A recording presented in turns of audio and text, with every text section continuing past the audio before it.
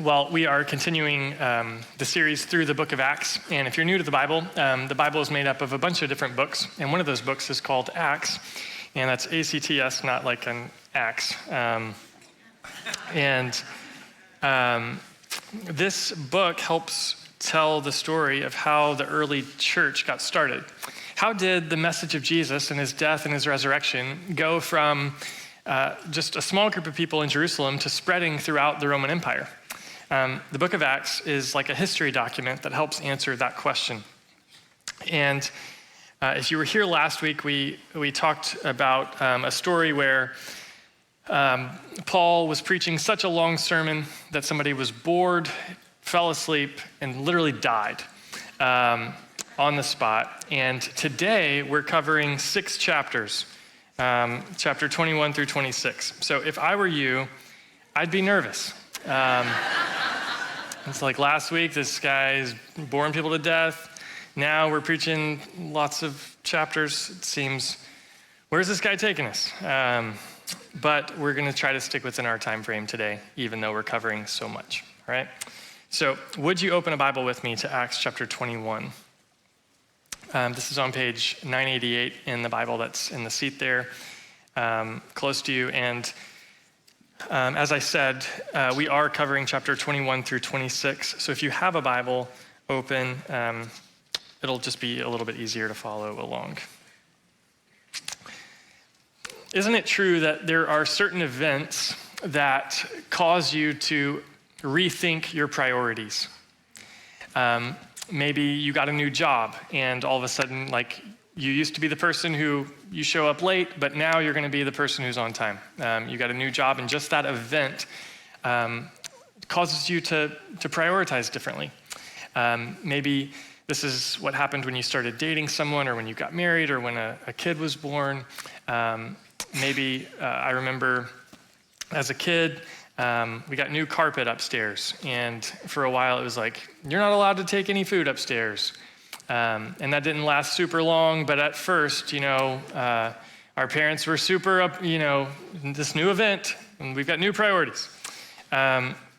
Well, the death and resurrection of Jesus, or what we call the gospel, it is meant to be one of those kinds of events.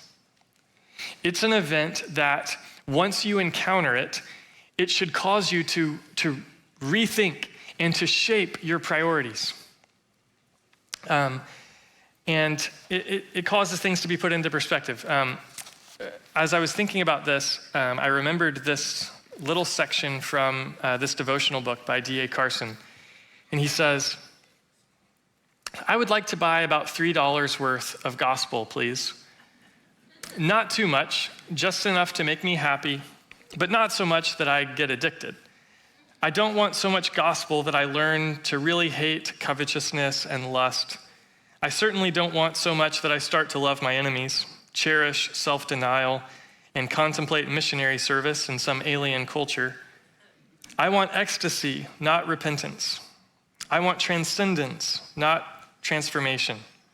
I would like to be cherished by some nice, forgiving, broad-minded people, but I myself don't want to love those from different races, especially if they smell.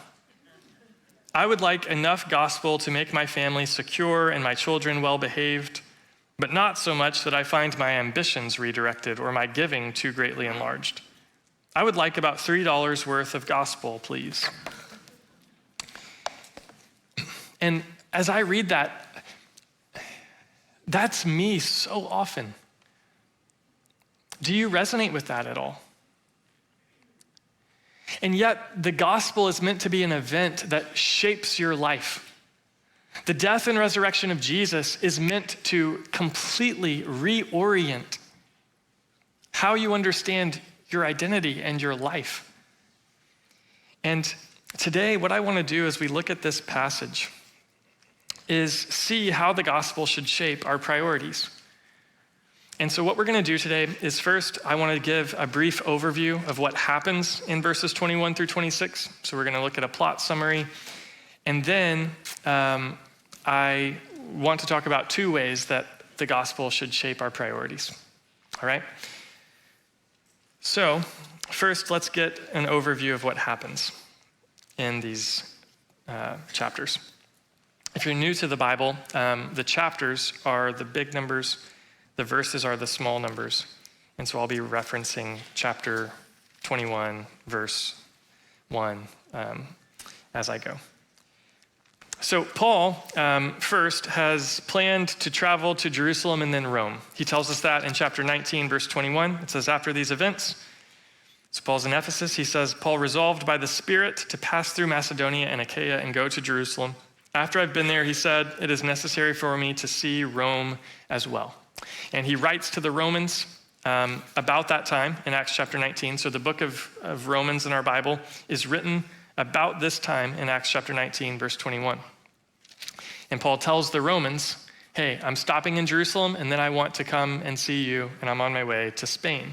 That's where he ultimately wanted to go. So he's on his way to Jerusalem, but in chapter 21, verses 1 through 14, he encounters these two groups of Christians in two different places, one in Syria and the other in Caesarea Maritima, which is in modern-day Israel. And he encounters these two groups of Christians, and they warn him that if you go to Jerusalem, you are going to suffer. And so they try to persuade him not to go. But Paul decides to go anyway. Look at chapter 21, verse 13. Then Paul replied, what are you doing, weeping and breaking my heart? For I am ready not only to be bound, but also to die in Jerusalem for the name of the Lord Jesus. And since he would not be persuaded, we said no more except the Lord's will be done. After this, we got ready and went up to Jerusalem. So Paul goes to Jerusalem. That leads to the second thing that happens. Then Paul meets with the church in Jerusalem. This is verses 15 through 25. While he's with the church in Jerusalem, he delivers this money that he had been raising from all of these other churches throughout the Roman Empire. He wanted to personally deliver that, so he does that. And then he begins to report about all that God had done through his ministry around the Roman Empire. And they all rejoice over that. They're very encouraged. And then they bring up an issue that they have with Paul. There are some of the Jewish Christians living in Jerusalem who are concerned that Paul doesn't take the Old Testament seriously enough. They're concerned that he's disrespecting the Hebrew scriptures. And so James, who's the brother of Jesus and kind of the leader of the Jerusalem church, James says, so here's what you ought to do. There are these four guys who have just agreed to take this vow from the Old Testament, and they're going to follow the purification rites of the vow, and you should pay for them, and he'll have to do that publicly in the temple. You should pay for them to do that, and then you should do it with them. And this will show everyone that there's nothing to these accusations against you. And so Paul agrees. And so he decides to do that. And then here's what happens, verse 26.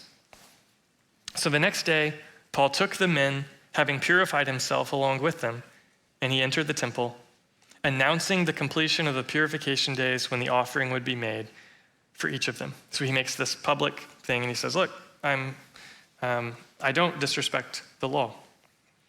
But the irony is that while he's in the temple doing this, some Jews from Asia who had come from Ephesus, the same group of people that in Acts chapter 19 tried to kill him, they also happened to be in Jerusalem because it was the day of Pentecost, it was a holiday. And they see him and they begin to say, there's the man who stirs up everyone and who disrespects the law. So while Paul is doing the purification stuff, these people accuse him. And so this huge mob forms. Paul is seized by this crowd. They begin to beat him. And right as he's about to be killed, the Roman soldier intervenes. And so, number 3, Paul is seized and beaten by a mob at the temple. And then, number 4, Paul is seized by Roman soldiers.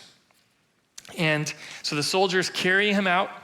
He has to be literally carried up these steps because he can't walk because of how he's just been beaten. But while he's being carried, he turns to the Roman soldier and he says, would it be okay if I addressed the crowd right now? And they're like, are you serious? And so he begins to give a speech to these people who just tried to kill him. It doesn't go well. And they end the speech by yelling, "Take him away, wipe him off the face of the earth."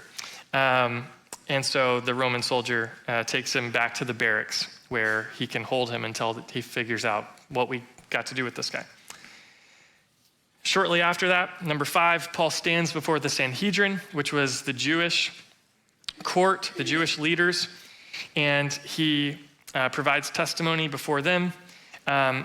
It also does not go well. Verse 10, chapter 23, verse 10.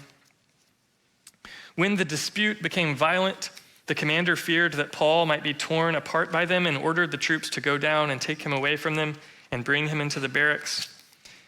And then the following night, verse 11, the Lord stood by him and said, "Have courage, for as you have testified about me in Jerusalem, so it is necessary for you to testify in Rome." So Jesus comes to him by night and says, in kind of a vision or speaks by the Holy Spirit, we're not sure, and he says, just like you've borne witness in Jerusalem, you're also going to go to Rome. And this is a comfort to Paul. Eventually, they transfer Paul to Caesarea. This is number 6. Caesarea was where Herod's palace, one of Herod's palaces was. It was kind of the headquarters for the Romans of the region.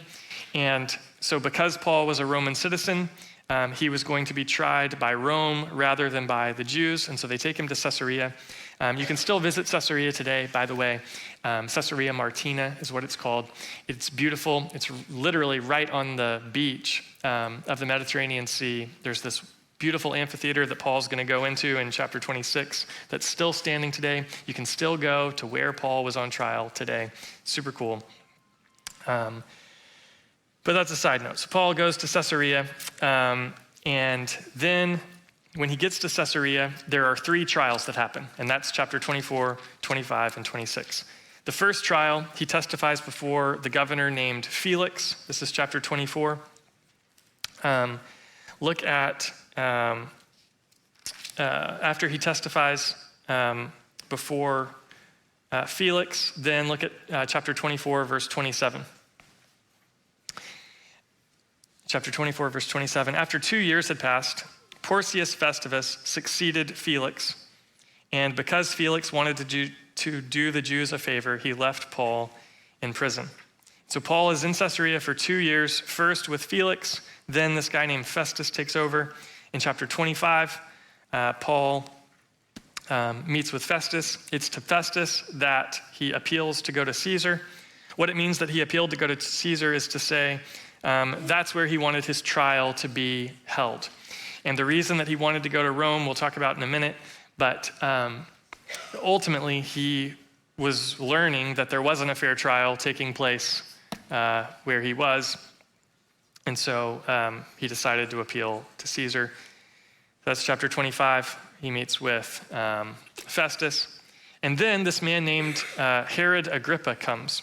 This is the great-grandson of Herod the Great, who built the amphitheater, and the one who was alive when Jesus was born, or who was reigning when Jesus was born. So his great-grandson comes with his sister Bernice, and he also wants to hear Paul. And so here's a good summary of everything that happened, chapter 25, starting in verse 13. Several days later, King Agrippa and Bernice arrived in Caesarea and paid a courtesy call on Festus. Since they were staying there several days, Festus presented Paul's case to the king, saying, "There's a man who was left as a prisoner by Felix. When I was in Jerusalem, the chief priests and the elders of the Jews presented their case and asked that he be condemned. I answered them that it is not the Roman custom to give someone up before the accused faces the accusers and has an opportunity for a defense against the charges. So when they had assembled here, I did not delay. The next day I took my seat at the tribunal and ordered the man to be brought in. The accusers stood up, brought no charge against him on the evils I was expecting. Instead, they had some disagreements with him about their own religion and about a certain Jesus, a dead man Paul claimed to be alive. Since I was at a loss in a dispute over such things, I asked him if he wanted to go to Jerusalem to be tried regarding these matters. But when Paul appealed to be held for trial by the emperor, I ordered him to be kept in custody until I could send him to Caesar. And then Agrippa said to Festus, "I would like to hear the man myself. Tomorrow you will hear him," he replied. And so, verse 23, the next day, Agrippa and Bernice came with great pomp and entered the auditorium with the military commanders and the prominent men of the city. When Festus gave the command, Paul was brought in. So, that's an overview of what happens in these chapters. Paul goes to Jerusalem, he's beaten up, he's arrested, he's held in custody, he's taken to Caesarea. When he gets to Caesarea, he's got 3 trials, first Felix, then Festus, then Agrippa. Okay? So that's what happens. What in the world does that have to do with you? And what can you learn? What can we learn about that? Well, as I said, what we see in this passage is that for Paul, the gospel is what was shaping his life. The death and resurrection of Jesus was influencing every single aspect of his life. And so there's something for us to learn about that. So how should the gospel shape our priorities? How should the priority of the gospel shape our lives? And we're going to look at 2 things that it should shape. First, it should shape our decisions. First, the gospel should shape our decisions, just the choices that we make, the things that we do. Think about 3 different decisions that Paul makes in this text. The first is to go to Jerusalem. Now, he's been warned by 2 different groups of Christians that when he gets there, he's going to suffer. He's going to be bound. What would you do if you were Paul? You really want to go to Jerusalem to be able to deliver this money to the church and to be able to see them and encourage them, but you're going to suffer when you get there. What would you do? Paul decides to go. The prophets were saying, "You'll suffer, so don't go." Paul was saying, "I'll suffer, so I'm going." Second decision that Paul made that's interesting is when he decides to go along with paying for these 4 guys to get the purification rites and to go along with the purification rite himself. James is asking him to do it just basically to save face and to appease people, to demonstrate that, no, I'm not trying to disrespect the law. But Paul wasn't trying to disrespect the law. So he's under no obligation to spend all of this money to do this. And doing just a little bit of research this week, this is not a cheap thing that Paul was going to have to pay for. And he's not just paying for 1 like a normal person would do. He's going to pay for 5. What would you do if you were Paul? You shouldn't have to pay for them. It's not fair. All of these people who are being overly sensitive just need to get over it. But Paul goes along with it, and he pays for them. And then a third decision that Paul made is his appeal to Caesar. Now, on one hand, that could be wise because he wasn't making any progress while he was in Caesarea. But on the other hand, it told us in chapter 19, verse 21, that Paul wants to go to Rome. And he told the Romans, "I want to come and see you." And Jesus even told him in chapter 23, verse 11, that you're going to testify in Rome. And so Paul has this desire to go to Rome. When he was mapping out his dream of being in Rome to preach the gospel, do you think that he was a prisoner? No, because he's a normal person. And he wants to be a free man when he's in Rome. But if he appeals to Caesar, then he's going to get to Rome as a prisoner. He's not going to have the same freedom.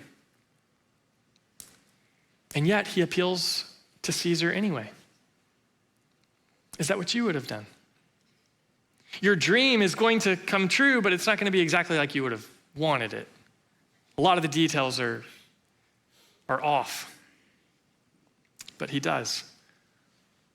It's worth asking, was it worth it for Paul? I mean, in the case of, going to Jerusalem, it set off the chain of events that has led him to now he's going to be a prisoner the rest of his life. His life is going to end. He's going to be executed by Caesar, by Nero.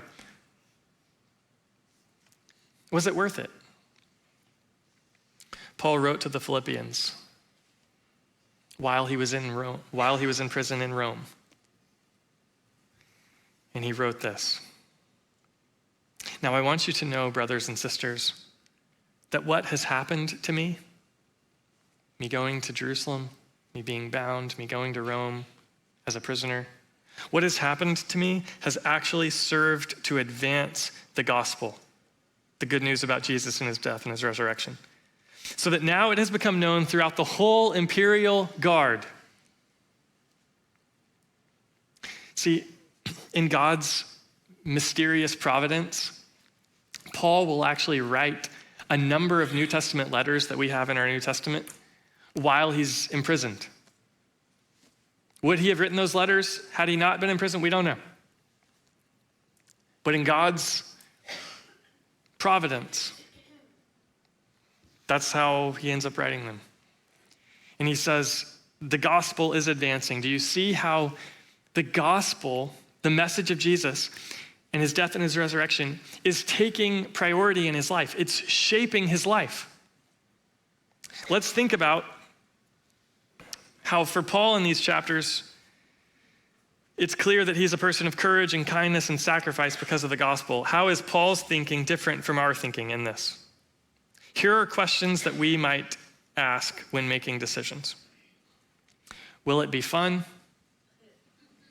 Will it be safe? Will it be beneficial for me? Will it maximize my personal gain? These are not bad criteria to ask about. But Paul realized that they're not sufficient criteria. They don't trump everything else. Just because something's not going to be fun, and just because something's going to be dangerous, and just because something's not going to work out better for you as an individual, doesn't necessarily mean it's not the right thing to do. But what is it that's shaping Paul's thinking? It's the gospel. That's why he wrote to the Philippians, look, what has happened to me has actually served to advance the gospel. And then he's going to tell them later in Philippians 1, and for this I rejoice. Paul's questions, as he thought about decisions, are, will it advance the gospel? Will the church be built up? Can God use it for good in me and in my character and in his grand purposes in the world? For Paul, the gospel took priority in his decisions. So he went to Jerusalem, he paid for purification, and he appealed to Caesar. Let me ask you a question. Is your life aligned with the purposes of God in the world? And are you willing to obey God even if it costs you? Is your life aligned with the purposes of God in the world? And are you willing to obey God even if it costs you? Think about a few areas of your life.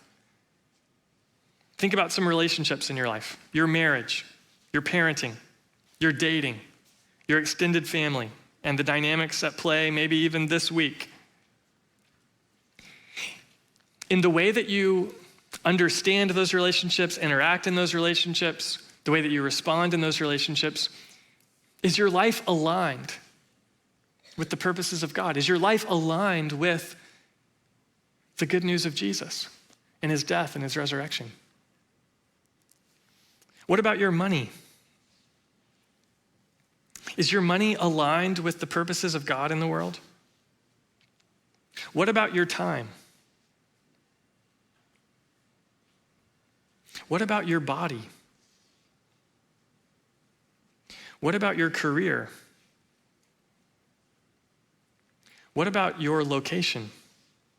A move that you're considering, the house that you're considering. What about your view of the church, your participation in the church? We got an email this weekend from one of our missions partners, as has been alluded to in the prayer. And one of our missions partners in Eurasia, his church last Sunday, the government came in, the soldiers came in, they were shouting and swearing, they interrupted the services. And the reason that they were upset is because they have people who are under 18 who gather in the church. And it's illegal in this particular country to talk about Jesus to people who are under the age of 18. And so the children were carried off to be interrogated, and the woman who's in charge of the children's ministry was brought in to be interrogated. And after a long ordeal, they were able to, everything ended peacefully, and Now the pastors, though, have to figure out, what are we going to do? Like we still have to talk about Jesus. How do we do it wisely now?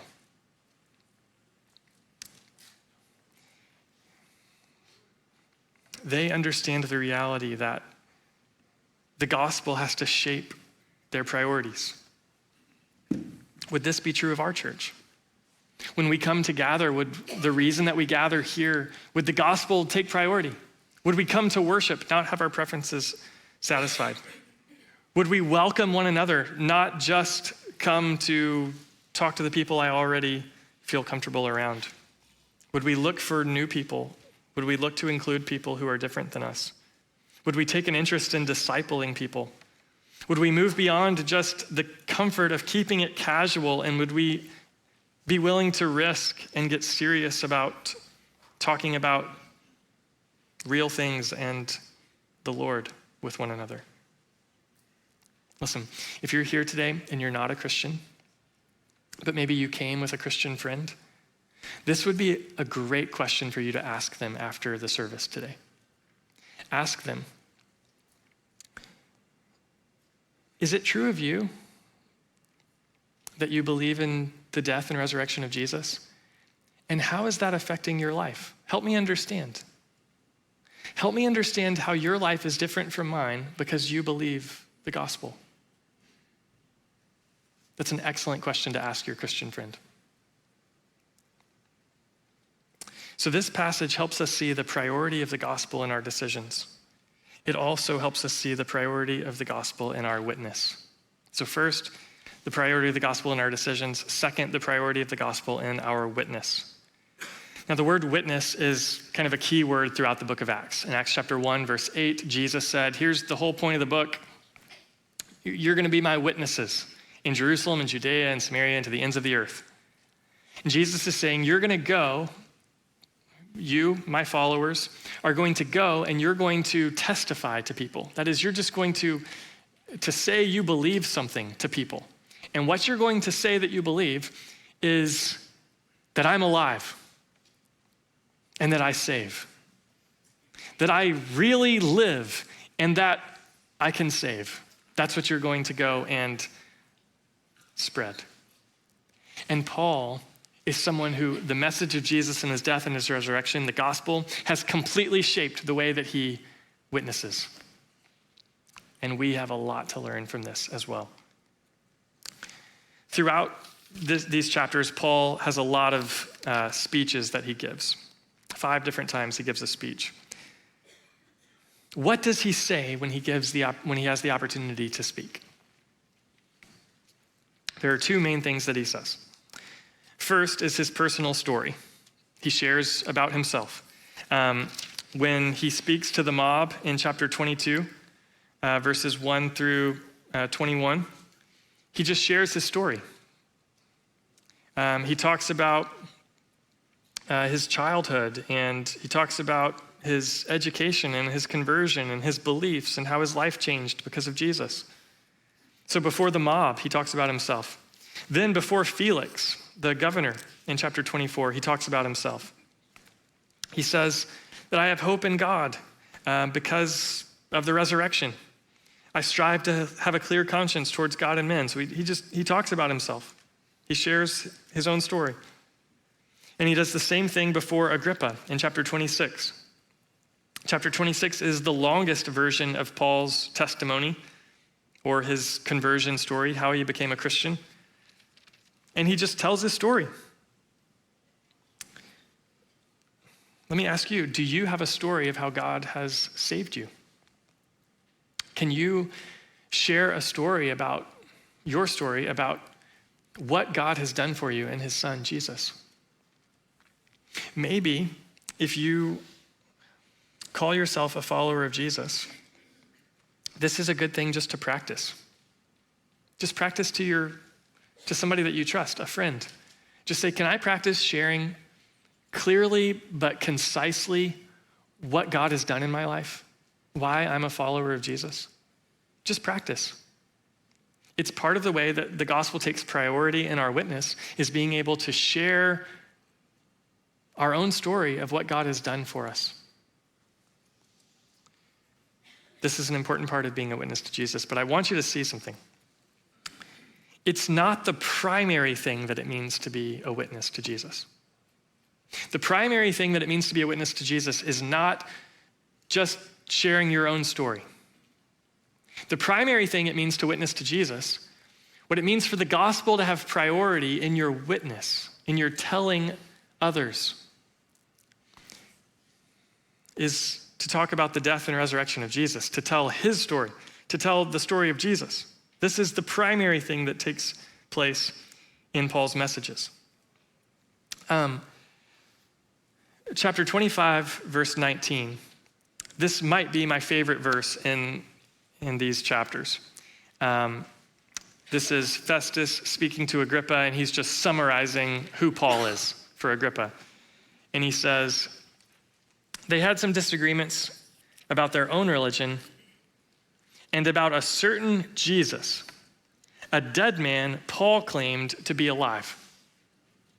Now, this is the governor's summary of why Paul is on trial.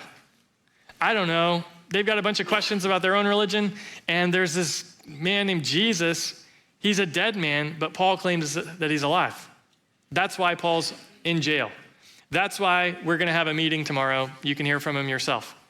Now, that is an excellent summary of Christianity. Even still, there's a man, Jesus, he died, but Paul said he was alive. I mean, we could still summarize Christianity that way. And that's who Paul is known for. That's what Paul is known for. Why is he known for that? Because he can't stop talking about the death and resurrection of Jesus. Look at chapter 26, verses 22 and 23. Paul summarizes his whole ministry, and he says, to this very day, I have had help from God, and I stand and testify to both small and great, saying nothing other than what the prophets and Moses said would take place, that the Messiah must suffer, and that as the first to rise from the dead, he would proclaim light to our people and to the Gentiles. This is his message, the death and resurrection of Jesus. Why is that so central? Why is Paul so focused on the death and resurrection of Jesus? Why does he keep speaking the gospel? First, because it's true. And second, because it saves. It's true and it saves. Listen, Paul's announcement that Jesus has been raised from the dead is the center belief, the cornerstone of Christianity. Christianity is not primarily a worldview or a moral code or a spiritual method or a theory for life. Christianity is first and foremost an event. Something happened. It's news. It's not advice. The gospel is good news, not good advice. Something actually happened. What? Jesus was raised from the dead. Paul announces this like it's an event that really happened. Look at what he says as he's talking to Agrippa, which is a bold thing to be doing because Agrippa's the king.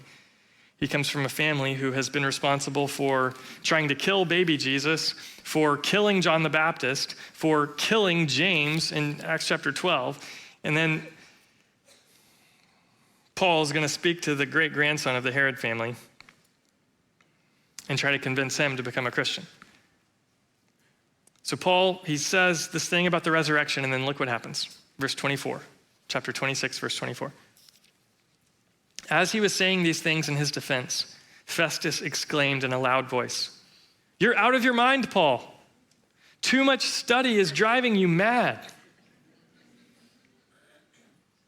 But Paul replied, "I'm not out of my mind, most excellent Festus.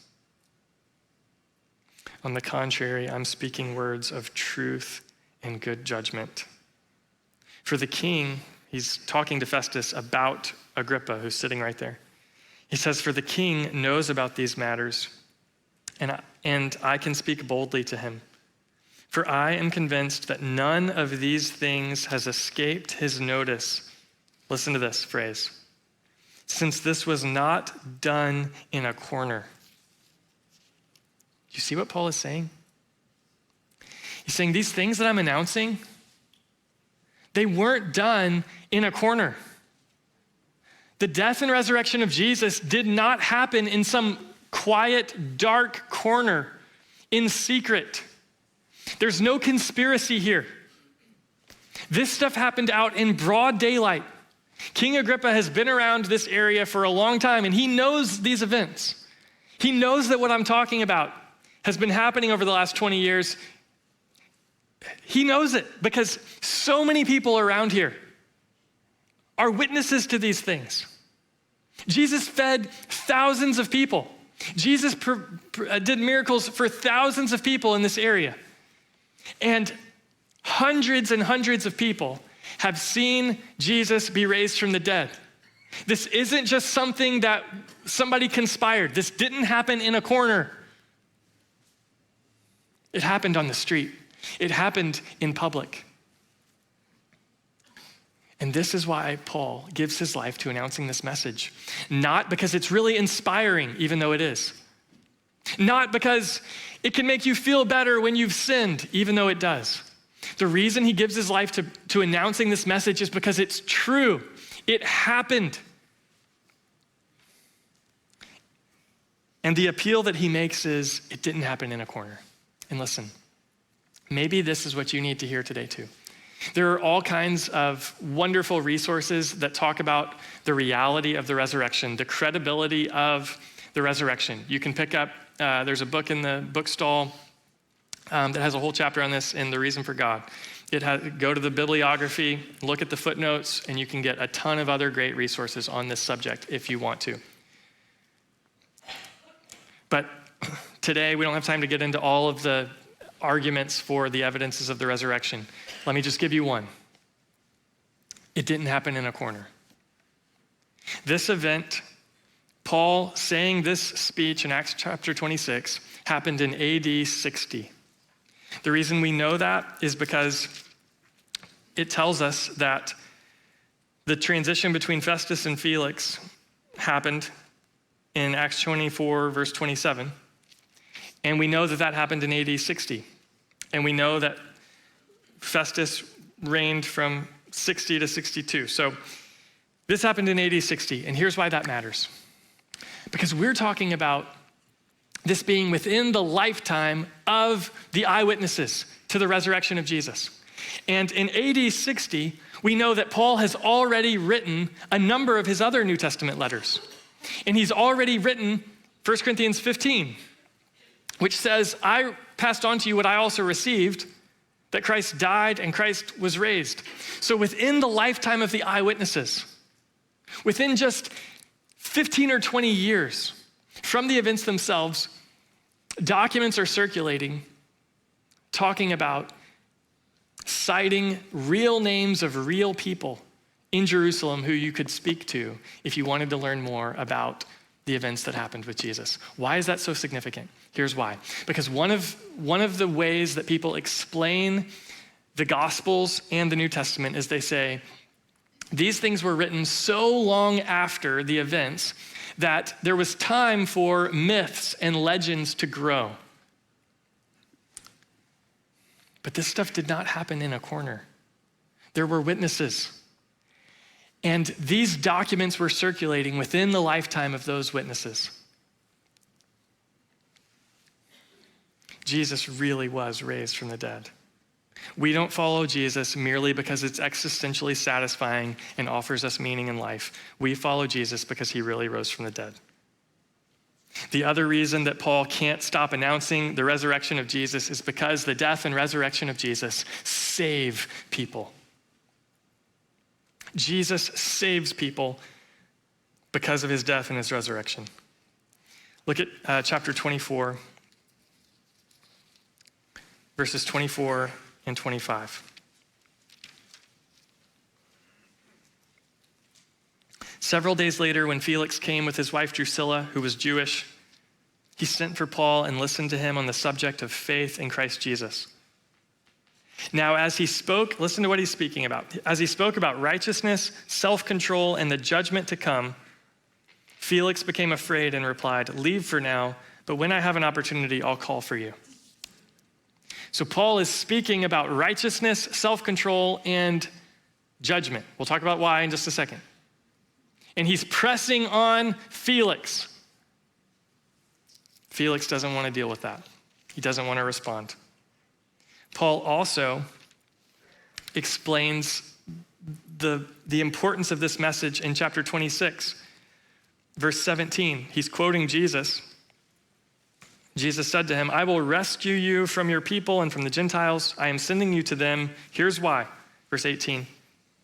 "To open their eyes so they may turn from darkness to light and from the power of Satan to God, that they may receive forgiveness of sins and a share among those who are sanctified by faith in me." Do you see what Jesus says there?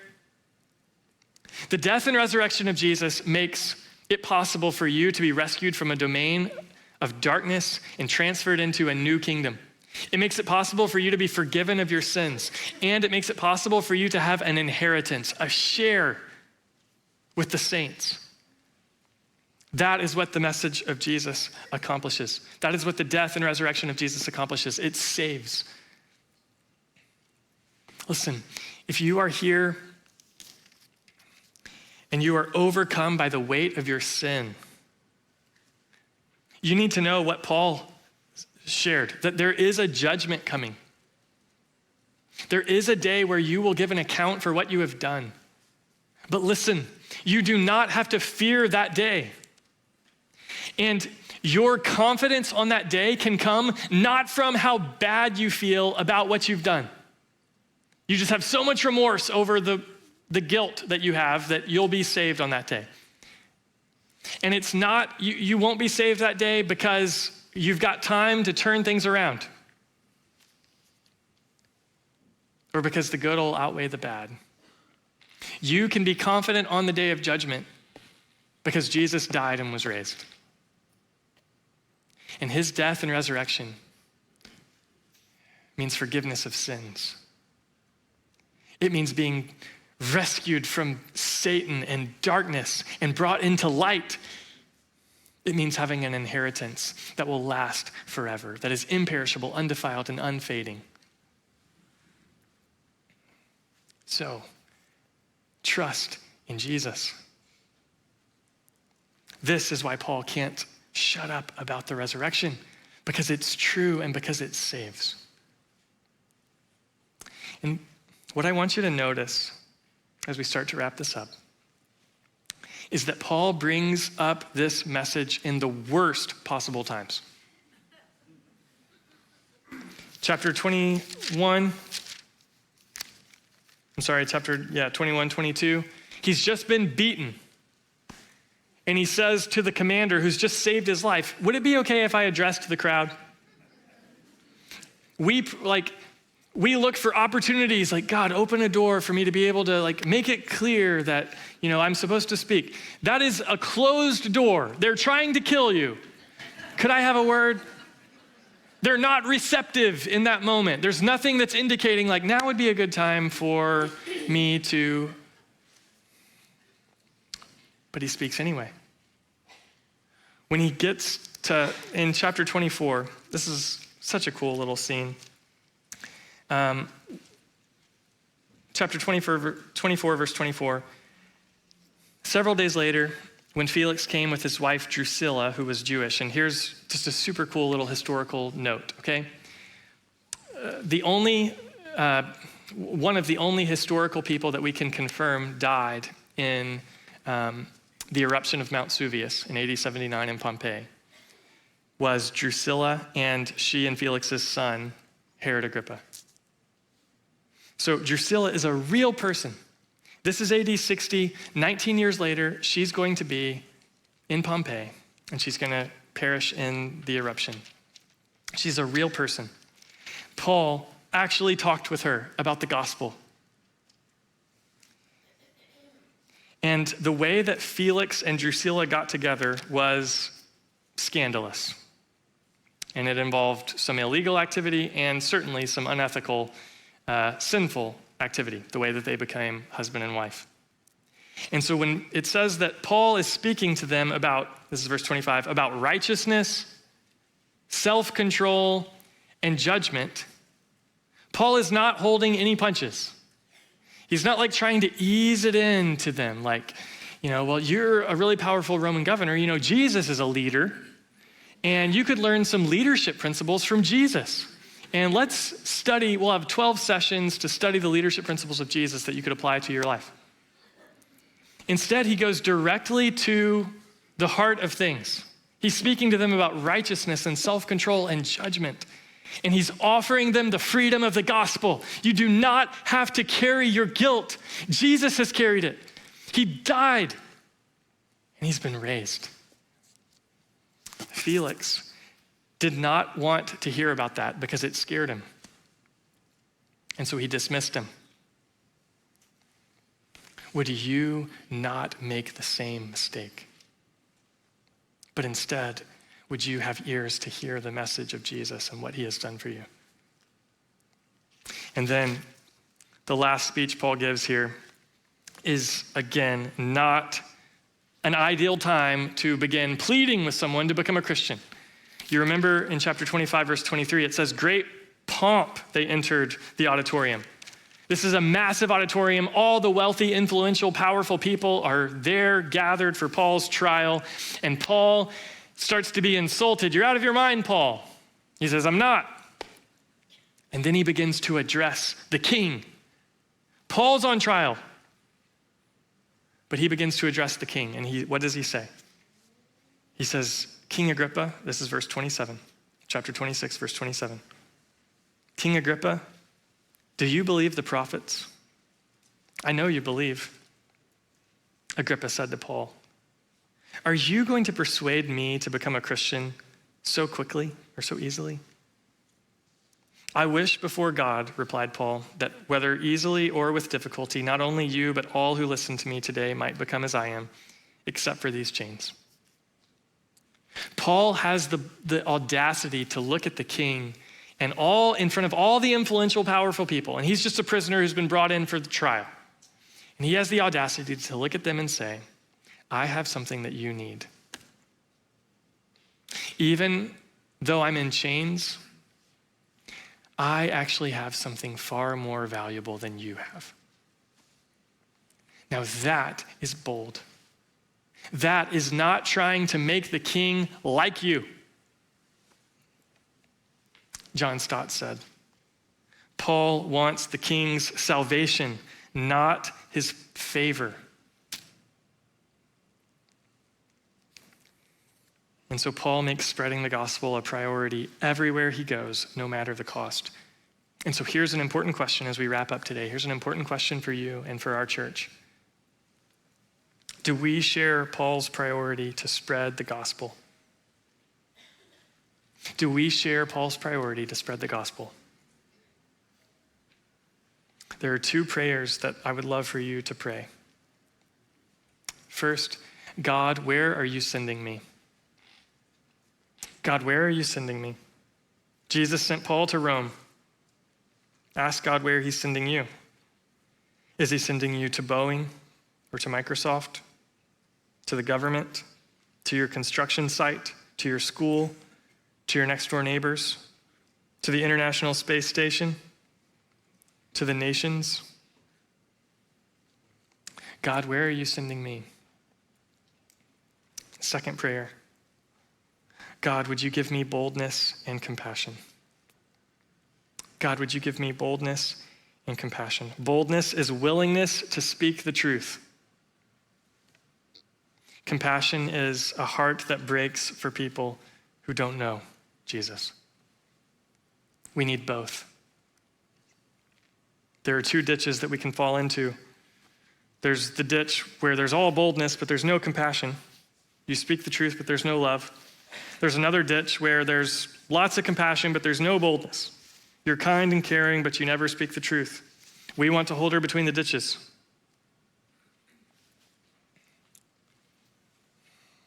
God is on a mission to send and save. He is sending us to spread the good news. And we have an opportunity to visibly spread the news right now. by taking the Lord's Supper. Would you pray with me?